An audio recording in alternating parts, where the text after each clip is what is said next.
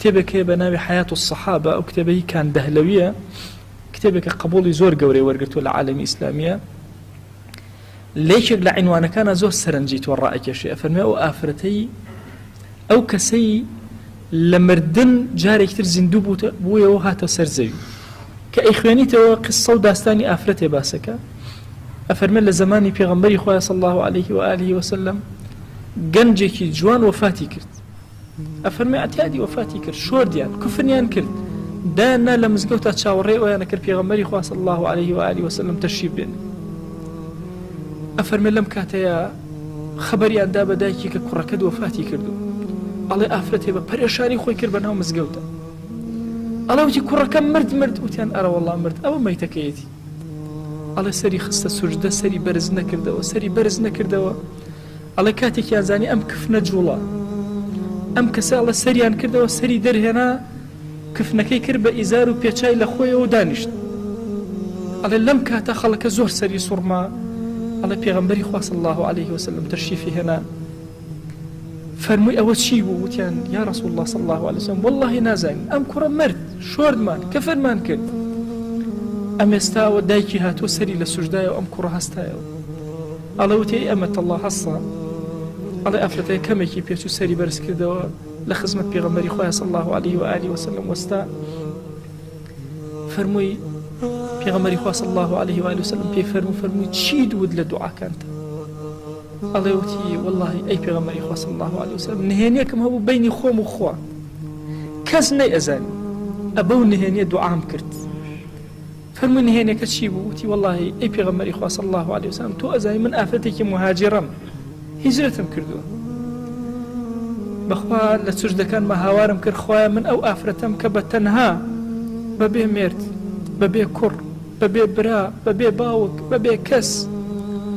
بەس لەبەر خاتی ئەم دینەی تۆ لە ماڵی خۆمە هاتمە دەرەوە و ڕێگاکانم بڕی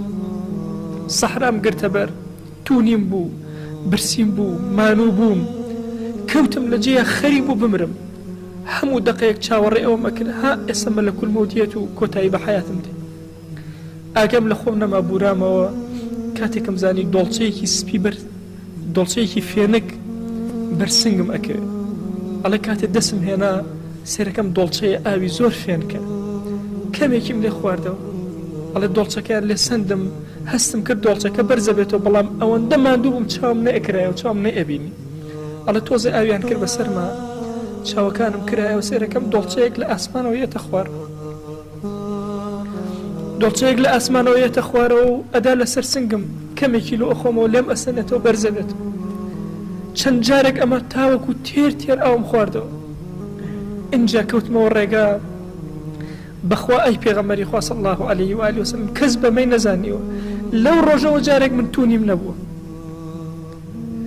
ئەفەرمێ هاوارم کرد خوایە من ئەو ئافرەتەم ئەو هەموو محنەتەی هیجرەتم قبول کرد و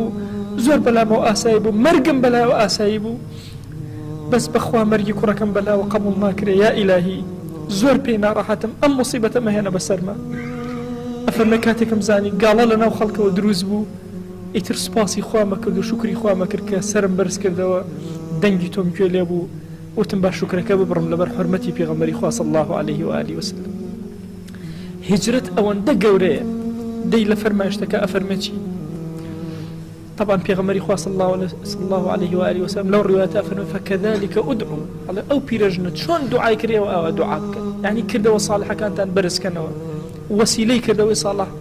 ڕەتبوونەوەی نییە ئەفەرمێ یەکسەر بەرزیکەنەوە داواکەن خۆی گیان فڵانە کردەوە لەبەر خاتی تۆ کرد هەر ئیشێکت هەیە خۆی تۆش ئەوم بۆ بکە ئیلا جوابت ئەداتەوە بۆتەکە خوا جەل جەلالوه کەریمە ئەهلی